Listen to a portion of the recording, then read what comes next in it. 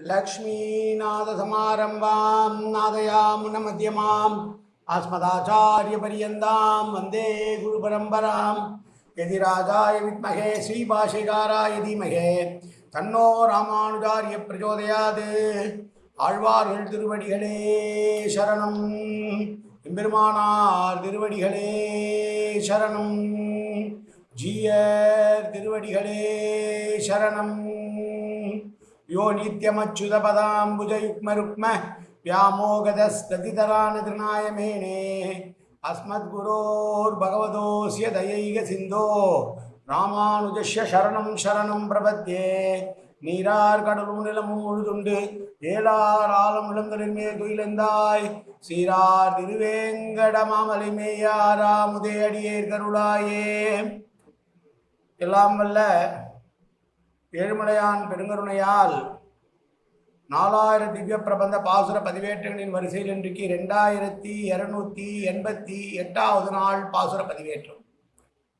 திருமங்கையாழ்வாரருடைய பெரிய திருமொழியிலே 9ஆம் பத்திலே வரக்கூடிய 4ஆம் திருமொழியினுடைய 7வது பாசுரம் 837வது பெரிய திருமொழி பாசுரம் திருப்புல்லானி திவ்ய தேசத்தினுடைய 7வது பாசுரம். தலைவனை பிரிந்த பரகால நாயகி அந்த தனிமையிலே புல்லானி பெருமாளை நான் கைதொழுகிற போது அதற்கும் பாக்கியமில்லாமல் போயிற்றே என்று மனம் வருந்தி பாடுகிற பாசுரங்கள். முதலிலே தனியன் கலையாமி கலித்வம்சம் கவிம்லோக திவாகரம் யஷிகோபி பிரகாசாபி ஆவித்யம் நிகதம் தம வாழி பரகாலன் வாழி கலிகன்றி வாழி குறையுளூர் வாழ்வேந்தன் வாழியரோ மாயோனை வாழ்வெளியால் மந்திரங்கொள் மங்கையர்கோன் தூயோன் சுரமானவேல் நெஞ்சுக்கு இருள் கடி தீபமடங்கான் நெடும்பிறவி நஞ்சுக்கு நல்ல அமுதம் தமிழ் நன்னூல் துறைகள் அஞ்சுக்கு இலக்கியம் ஆரண சாரம் பரசமய பஞ்சு கணன்புரி பரகாலன் பண்வல்களே எங்கள் கதியே ராமானுசமுனியே சங்கை கெடுத்தாண்ட தவராசா பொங்கு புகழ் மங்கையர்கோன் இந்த மறையாயிரம் அனைத்தும் தங்குமனம் நீ எனக்கு தா மாலை தனி வழியே பறிக்கவோடு மண்ண கோலை பதிவிருந்த கொற்றவனே வேலை அனைத்தருளும் கையால் அடியேன் வினையை துணித்தருள வேணும் துணிந்து. 837வது பெரிய திருமொழி பாசுரம். இந்த ஆண்டு 2024 பிப்ரவரி மாதம் 1ஆம் தேதி தொடங்கி நவம்பர் மாதம் 16ஆம் தேதியாகிய 15ஆம் தேதி வரையில் ஆன இந்த காலத்திலே இதுவரைக்கும் நாம் பதிவேற்றம் செய்து வந்தோம்.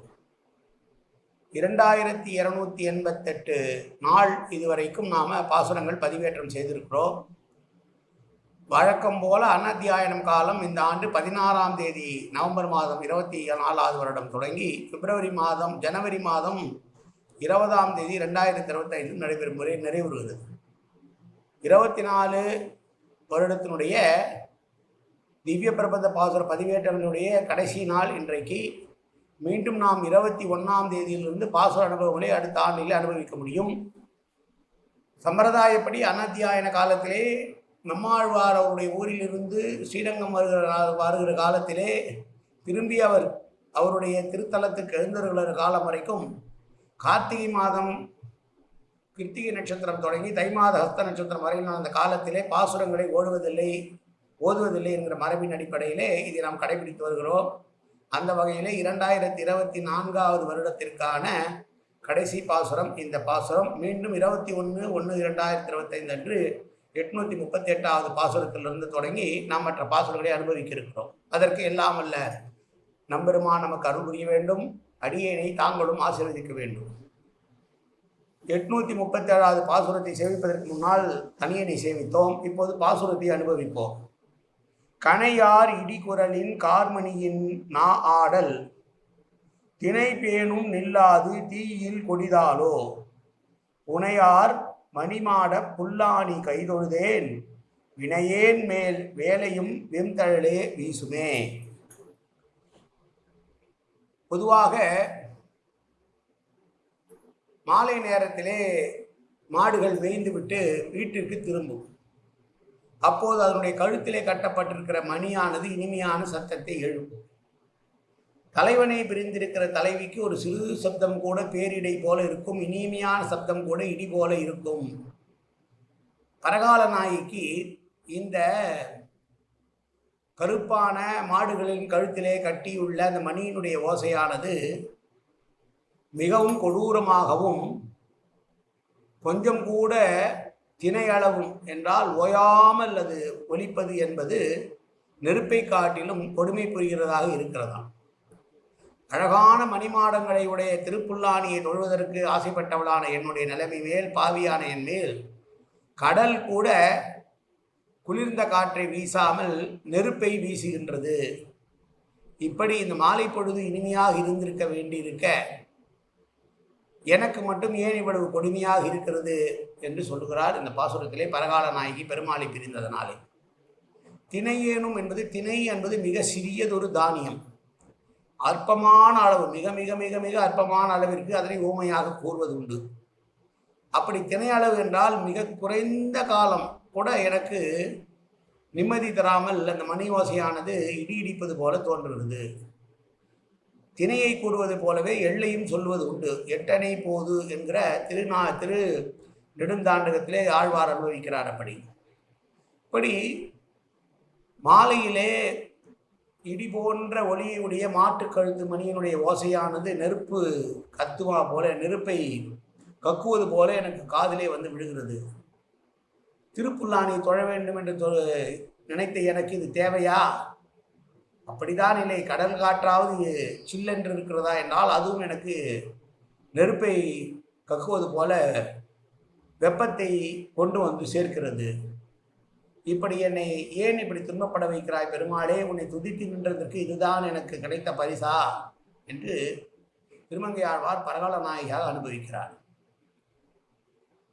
காதலனை பிரிந்த காதலிக்கு விரகதாபத்திலே கழுத்தில் உள்ள மணிகளின் ஓசை என்பது கொடூரமாக ஒலிக்கும் என்று சொல்லுகிறார்.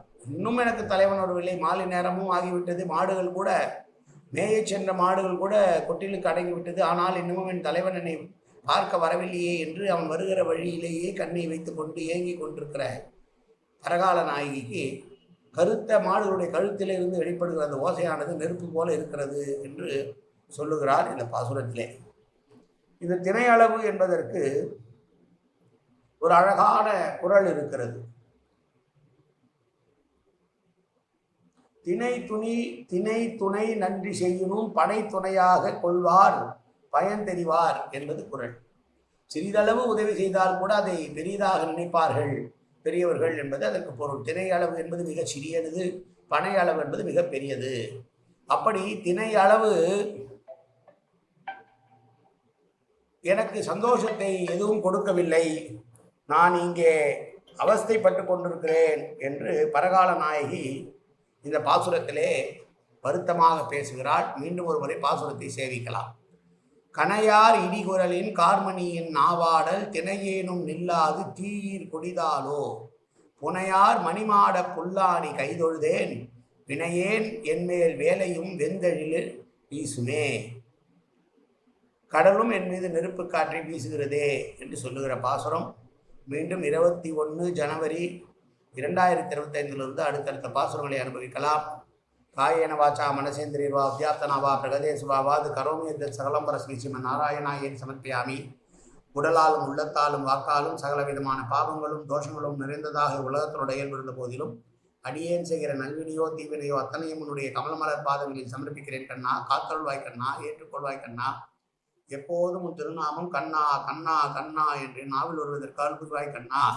சர்வத்திர கோவிந்தநாம சங்கீர்த்தனம். கோவிந்தா கோவிந்தா கோவிந்தா கோவிந்தா கோவிந்தா கோவிந்தா கோவிந்தா கோவிந்தா கோவிந்தா.